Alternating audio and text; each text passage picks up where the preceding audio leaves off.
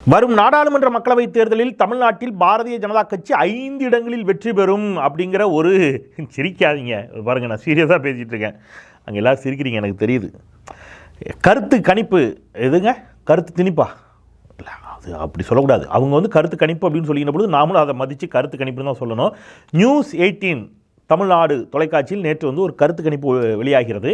அந்த கருத்து கணிப்பில் தான் என்ன சொல்கிறாங்க அப்படின்னு கேட்டிங்கன்னா, தமிழ்நாட்டில் பாஜக 5 இடங்களில் ஜெயிக்கும். ஆமாம், ஜெயிச்சு கப்புவாங்க பாஜக அப்படின்னு சொல்லியிருக்கிறாங்க. இதை பாஜக காரங்களே நம்பல, சிரிக்கிறாங்க. அது வேற விஷயம், விட்டுருங்க. இப்போ இதில் என்னென்னா, சமீபத்தில் புதிய தலைமுறையுடைய கருத்து கணிப்பு வந்துச்சு. 18 விழுக்காடு பாஜகவிற்கு வாக்கு அப்படின்னு சொன்னப்போ நமக்கெல்லாம் அதிர்ச்சி ஆச்சு. என்னது 18 விழுக்காடா அப்படின்னோம். இப்போ நீ என்ன சொல்கிறது, நான் ஒன்றை முஞ்சிறேன் பாரு அப்படின்னு நியூஸ் 18 புதிய தலைமுறையை விட முன்னோக்கி வேகமாக பாய்ந்திருக்கிறது. இதை பற்றி நம்ம இன்னைக்கு இந்த வீடியோவில் விரிவாக பேசியிருக்கிறோம். அதில் அவங்க கொடுத்துருக்க பர்சன்டேஜ் கணக்கெல்லாம் கேட்டிங்கன்னா நீங்கள் ஆடிடுவீங்க. கருத்து திணிப்பு, கருத்து உருவாக்கம், பாஜக தான் 2வது இடம் தமிழ்நாட்டில், பாஜக தான் ஜெயிக்க போகுது என்ற ஒன்றை திருப்பி உருவாக்குவதற்கான ஒரு வேலையை இதெல்லாம் செய்கிறது.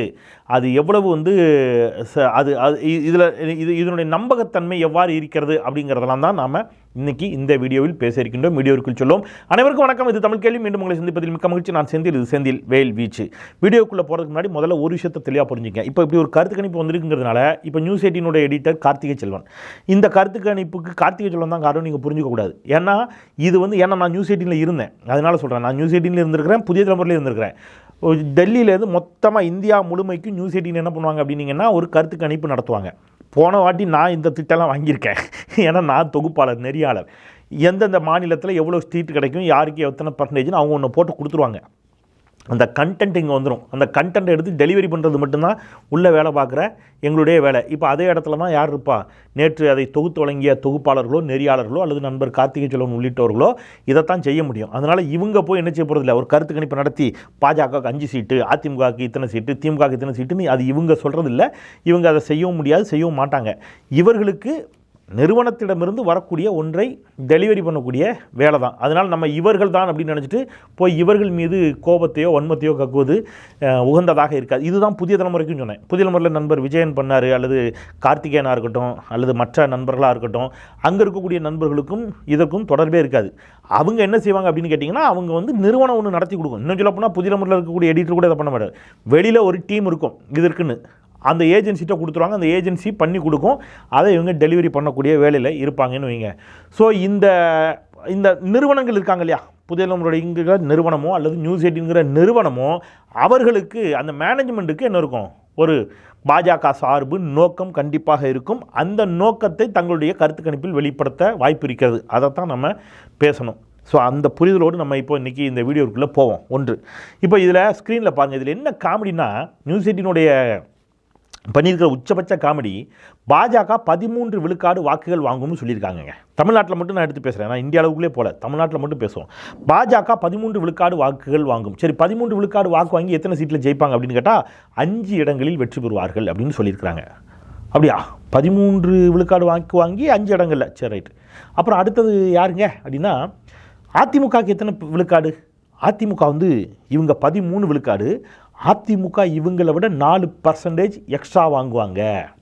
எக்ஸ்ட்ரானா 17% வாங்குவாங்க. Very good.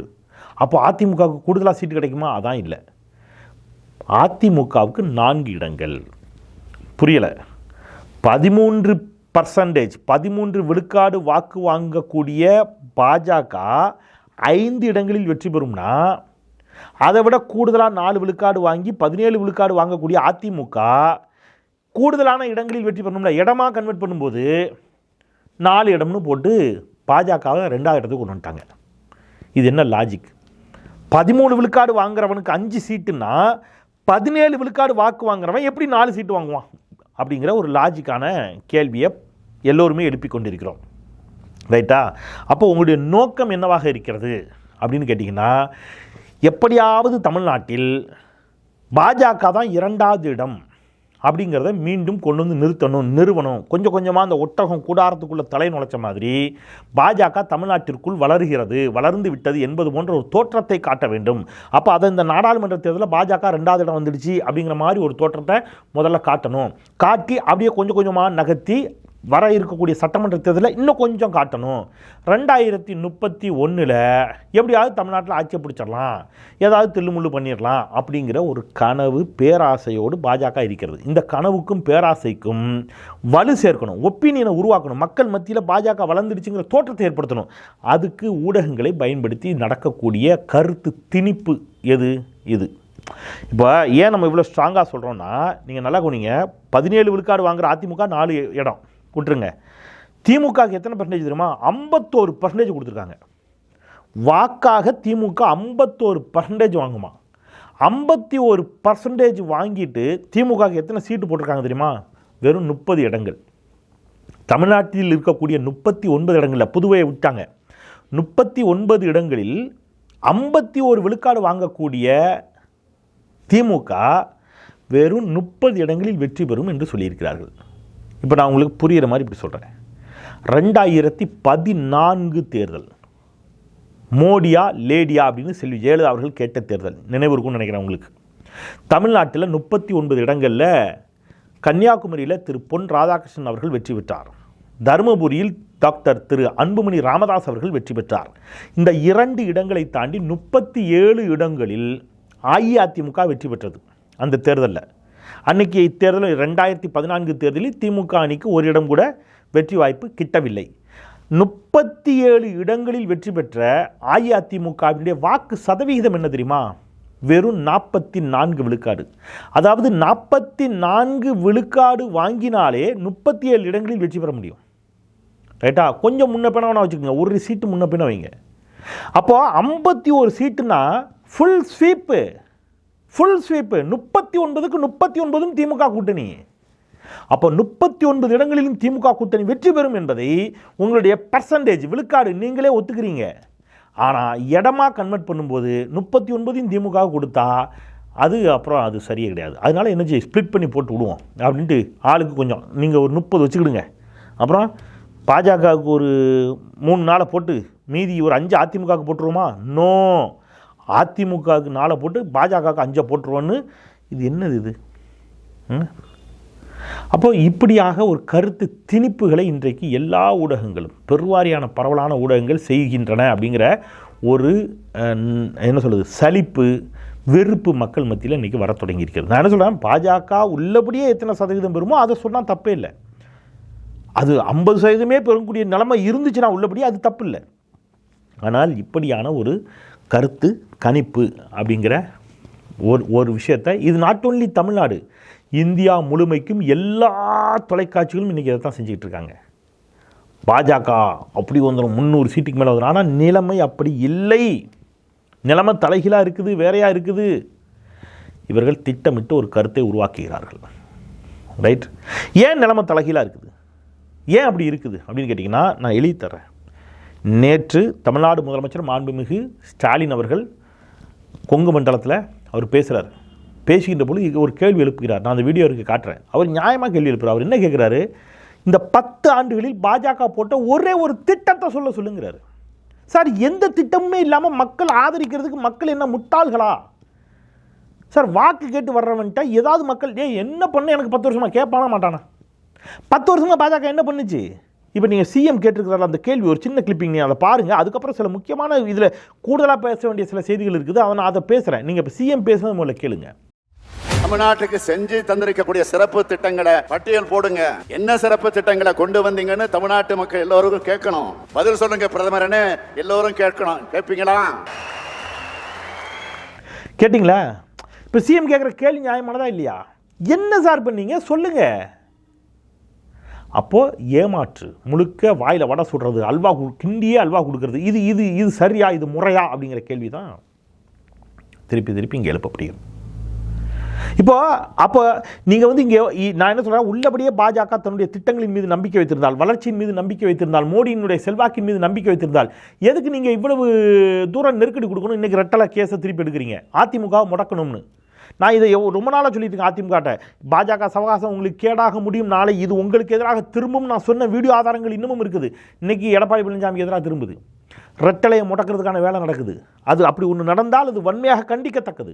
எனக்கு அதிமுக மீது விமர்சனம் இருக்கிறது, எடப்பாடி பழனிசாமி மீது ஏராளமான விமர்சனம் இருக்கிறது. ஆனால் ஜனநாயகத்தில் உங்களுக்கு வேணும்னா ஒன்று, வேண்டானா ஒன்று என்று எதிர்க்கட்சிகளை முடக்கக்கூடிய இந்த வேலை இருக்குல்ல, அது கண்டிக்கத்தக்கது. ரெட்டலையை முடக்கி நீங்கள் 2வது இடத்துக்கு வரணும்னு நினச்சிங்கன்னா அது தமிழ்நாட்டு மக்கள், இன்னும் சொல்லட்டுமா, திமுக காரனே ஏற்றுக்க மாட்டான். ஏன்னா அந்த சண்டையை ஸ்ட்ரைட்டாக நேரடியாக போட்டு திமுக அதிமுக வீழ்த்த வேண்டும் அப்படின்னு தான் விரும்புமே தவிர, உங்களை மாதிரி இந்த சின்னத்தை பிடுங்கிறது, அமலாக்கத்துறை வச்சு மிரட்டி ஜெயிக்கிறதுங்கிறத இங்கே யாரும் ஏற்றுக்கொள்ள மாட்டார்கள். நீங்கள் அமலாக்கத்துறை ஏவுறது, இன்றைக்கி பாருங்கள், ராமநாதபுரம் நாடாளுமன்ற உறுப்பினர் நவாஸ்கனி அவர்களுக்கு சொந்தமான நிறுவனங்களில் இன்றைக்கி அமலாக்கத்துறை சோதனை அப்படிங்கிற செய்தி வருது. ஏன்னா ராமநாதபுரத்தில் அவர் மீண்டும் போட்டியிட்டால் நிச்சயம் வெற்றி பெறுவார். உங்களுக்கு அச்சம், பயம். அப்போ இப்படி எல்லாரையும் நீங்கள் அவங்க தொழில் சார்ந்த நிறுவனங்களை போய் தொந்தரவு பண்ணுறது, அவங்களுடைய அரசியலாக எதிர்கொள்ளதுக்கு திராணி இல்லாமல் நீங்கள் செய்கிற வேலை இருக்குல்ல, இது வன்மையாக கண்டிக்கத்தக்கது. இதைத்தான் நீங்கள் கூட்டணிகளே அப்படித்தான் அமைக்கிறீங்க. உங்களுக்கு 10 வருஷம் ஆட்சியின் மீது உங்களுக்கு நம்பிக்கை இருந்திருந்தால், திட்டங்களின் மீது நம்பிக்கை இருந்திருந்தால் நீங்கள் இப்படி மிரட்டணும் சொல்லுங்கள். அப்போது இதை நான் பல முறை கற்றுனேன். அதனால தான் நான் சொன்னேன், எப்பவும் நான் தமிழ் கேள்வியில் ஒன்று சொல்லுவேன், ஒரு கோடை போடுவோம், கோட்டுக்கு இந்த பக்கம் எல்லாரும் வருவோம், கோட்டுக்கு அந்த பக்கம் பாஜகவை மட்டும் நிறுத்துவோம், ஆபத்தான கட்சி பாஜகன்னு சொல்லும்போது என் நண்பர்கள், என் உறவுகளே என்னை என்ன செஞ்சீங்க, பல பேர் கடுமையாக பேசுனீங்க. உங்களுக்கு சேர்த்து கத்துறேன்டா, நான் எவ்வளோ சொன்னேன், பொது எதிரியை சண்டை போடுவோண்டா, பொது எதிரியை பேசுவோண்டா, வீழ்த்துவோண்டான்னு சொன்னப்போ கேட்கல. இன்றைக்கி உங்களுக்கு வந்துடுச்சா எல்லாம்? சொன்னேன், நம்ம சண்டையை போடுவோம், திமுகவா அதிமுகவா போட்டுக்கலாம், திமுகவா மற்ற கட்சிகளா பேசுவோம், வாங்க எல்லாரும் வாங்க, காங்கிரஸ் வா, கம்யூனிஸ்ட் வா, நாம் தமிழர் வா, விஜய் வரைக்கும் இந்த பக்கம் வாங்க, நின்று நம்ம பார்த்துக்கலாம் தமிழ்நாட்டை. பாஜகவுக்கு தமிழ்நாட்டில் இடம் வேண்டாம், நம்ம சண்டை போடுவோம் சொன்னேன், யாரும் கேட்கல. இப்பவும் சொல்கிறேன், இன்றைக்கி ஒருவேளை பாட்டாளி மக்கள் கட்சி, இதே பாட்டாளி மக்கள் கட்சி தமிழ்நாட்டில் இடஒதுக்கீடு உள்ளிட்ட பல்வேறு சமூக நீதி பிரச்சனைகளுக்காக குரல் கொடுத்த கட்சி. இன்றைக்கி பாமக ஒருவேளை பாஜகவுடன் கூட்டணி வைத்தால் எப்படி டிடிவி தினகரன் ஒரு காலத்தில் பாரதிய ஜனதா கட்சி நெருக்கடிக்கு உள்ளாக்கியதோ, எப்படி இன்றைக்கி அதே டிடிவி தினகரனோடு கைகோர்த்து கொண்டு இன்றைக்கி எடப்பாடி பழனிசாமிக்கு நெருக்கடி கொடுக்குறதோ, இதே மாதிரி நாளைக்கு பாட்டாளி மக்கள் கட்சிக்கு பாஜக நெருக்கடி கொடுக்கும். நான் அதுதான் சொல்கிறேன், அது ஆபத்துங்கிறேன். நீங்கள் திரு சீமான் அவர்கள், நாம் தமிழர் கட்சி, நான் எவ்வளோ சொன்னேன், பொது எதிரி, நீங்கள் என்ன பண்ணீங்க, காது கொடுத்தே கேட்கல. இன்றைக்கி உங்கள் விவசாயி சின்னத்தையே முடக்கிட்டாங்க. 6.5% வாக்கு வாங்கின கட்சிங்க நாம் தமிழர் கட்சி. விவசாயி சின்னம் முடக்கப்பட்டது வன்மையாக கண்டிக்கத்தக்கது. நான் என்ன சொல்கிறேன், சீமானினுடைய அரசியல் மீது எனக்கு ஏகப்பட்ட விமர்சனம் இருக்கிறது. சீமானினுடைய அரசியலின் மீது எனக்கு ஏராளமான விமர்சனங்கள் இருக்கிறது. அதை நீங்கள் தேர்தல் களத்தில் போய் பேசணும். அவர் சின்னத்தை முடக்கிட்டு நீங்கள் எல்லா எதிர்க்கட்சிகளையும், திமுகவை நான் அப்படி தான் பண்ணுவேன், அதிமுக அப்படி தான் பண்ணுவேன், நாம் தமிழர் அப்படி தான் பண்ணுவேன், விஜய் அப்படி தான், அதாவது தனக்கு எதிராக யாரேனும் வந்தால் அவர்கள் எல்லோரையும் பாஜக இவ்வாறு தான் முடக்கி அதில் வெற்றி பெறும் சொன்னால் அதுக்கு பேர் என்ன வெற்றி? ஆனால் இன்றைக்கி பாருங்கள், இப்போ யாருனே தெரியல, ஒரு கட்சி கொடுத்துருக்காங்க விவசாய சின்னத்தை, அந்த கட்சி தமிழ்நாட்டில் போட்டி போட போகுது. அந்த கட்சியை தமிழ்நாட்டில் யாருக்கு தெரியும்? நேற்று அது ஒரு லெட்டர் பேட் அடித்து கொடுத்து விட்ருக்கானுங்க, 40 தொகுதியில் தமிழ்நாட்டில் விவசாய சின்னத்தில் போட்டிடுவோன்னு. யாரா நீங்கள், எங்கேருந்து அவரீங்க தெரியாது. ஆனால் இதை நம்ம சொன்னோம். இப்போ நான் என்ன கேட்குறேன்னா, இன்றைக்கி நான் உங்களுக்காக கண்டன குரல் கொடுக்குறேன், தப்புங்கிறேன். ஆனால் நீங்கள் என்ன பண்ணீங்க? இதே நாம் தமிழரும் இதே திரு சீமான் அவர்களும் என்ன செய்தார்கள்? கலை யதார்த்தத்தை அரசியலை புரிந்து கொண்டு அந்த சண்டையை போட்டிங்களா? இல்லை.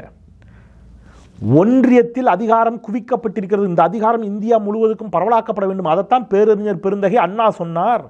மாநிலத்தில் சுயாட்சி, மத்தியில் கூட்டாட்சி, மாநிலத்துக்கு அதிகாரத்தை பரவலாக்குங்கள், அதிகார பகிர்வு உள்ளிட்டவற்றை பற்றி பேசினார். நீங்கள் என்ன சொன்னீங்க? இதை பற்றிலாம் பேசாமல் இதை பற்றி நீங்கள் பேசுனீங்களா? டெல்லியில் இருக்கக்கூடிய அதிகார குவியலை பற்றி நாம் தமிழர் பேசியிருக்கிறதா? மாறாக என்ன பேசுனீங்க? எல்லா பிரச்சனையும் காரணம் திராவிடம்னு திசை மாற்றினீங்க. திராவிடம்னா வேறு ஒன்றுமே இல்லை, திமுக தான். நீங்கள் அன்னை மட்டும் ஆட்சிக்கு வந்துட்டான்னா இந்த பிரச்சனைலாம் இருக்குமான்னு நீங்கள், அன்னை மட்டும் ஆட்சிக்கு வந்துட்டா ஆளுநர் மாளிகை இழுத்து மூடுவேன் நீங்கள், நீட்டு நடத்திடுவானா, நான் மெடிக்கல் காலேஜை பூட்டி சாவியெல்லாம் தூக்கிட்டு வந்துடுவேன் நீங்கள், நடக்குமா இது? உங்களால் உங்கள் சின்னத்தை காப்பாற்ற முடிஞ்சுதான் உங்களால்? நான் திருப்பி சொல்கிறேன், உங்களை குறை சொல்ல, உங்கள் சின்னம் உங்களிடமிருந்து பறிக்கப்பட்டதை நான் கண்டிக்கிறேன். ஆனால் இந்த பக்கம் இப்படி யோசிச்சு பாருங்கள். அப்போது இதுதான் ஒன்றிய அரசினுடைய அதிகாரம் நான் சொல்கிறேன். உங்களுக்கு வரும்போது இப்போ வலிக்குது இல்லை, உங்களுடைய சின்னத்தை கூட நம்மிடமிருந்து என்ன செய்ய முடியாது. அப்போ ஒன்றியத்தில் குவிக்கப்பட்டிருக்கக்கூடிய அதிகாரம் என்பது இவ்வாறாக இருக்கிறது, இந்த புரிதலோடு நீங்கள் அணுகிருக்கணும்னு சொன்னேன். ஆனால் நீங்கள் அணுகுனீங்களா? இல்லை. நான் வந்தால் படம் கட்டுவேன், கச்சத்தீவை மீட்பேன், ஈழத்துக்கே போய் சண்டை போடுவேன், இது எதுவாவது நடக்குமா?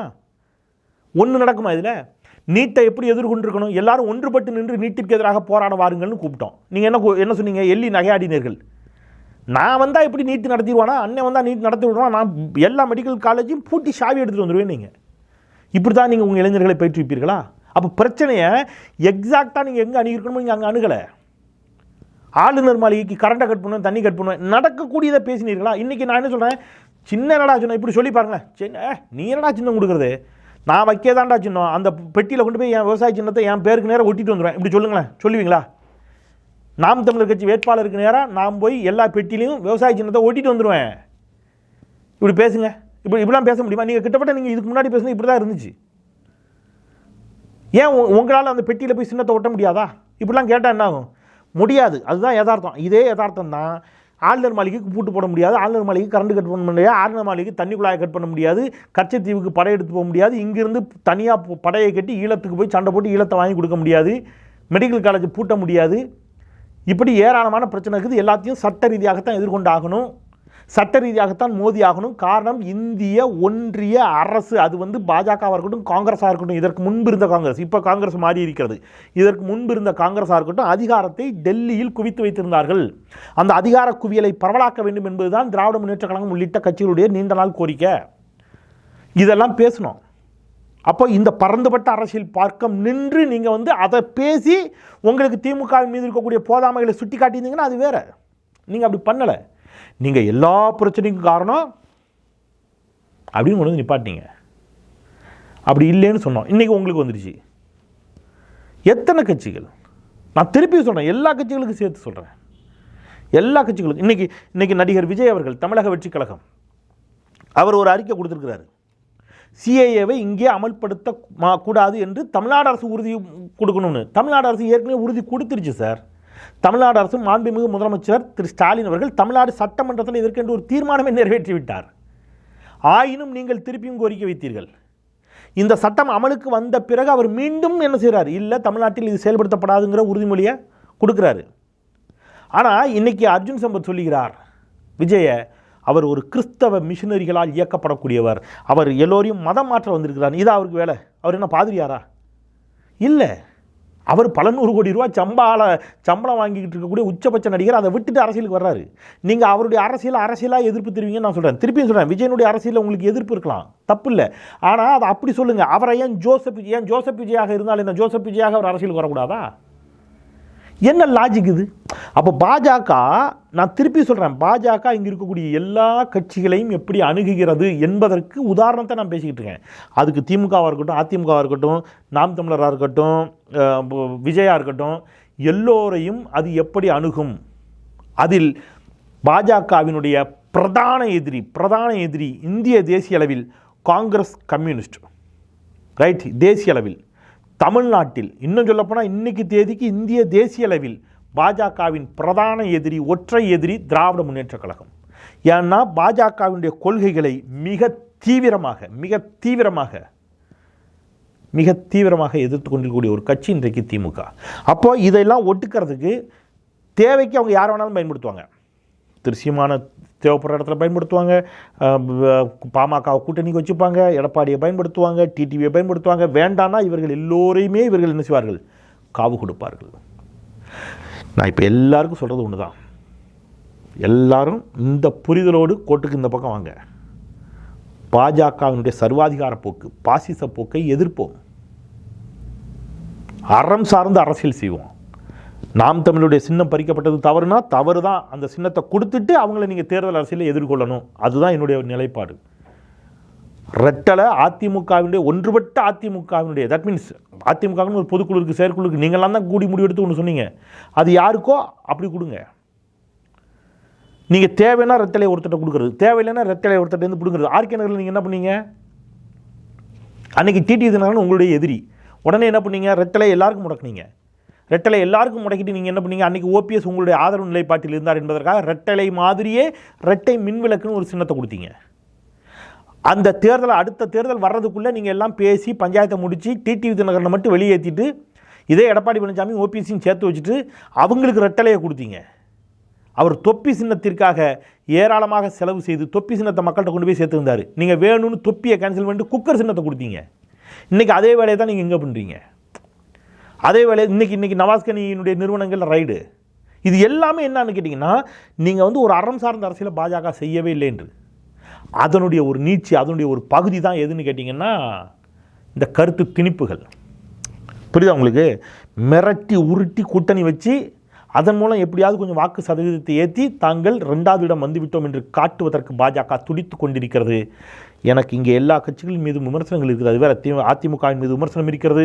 இங்கே இருக்கக்கூடிய என்ன சொல்கிறது, தேசிய அளவில் இருக்கக்கூடிய கட்சிகளின் மீதான விமர்சனங்கள் இருக்கிறது. அதெல்லாம் வேறு.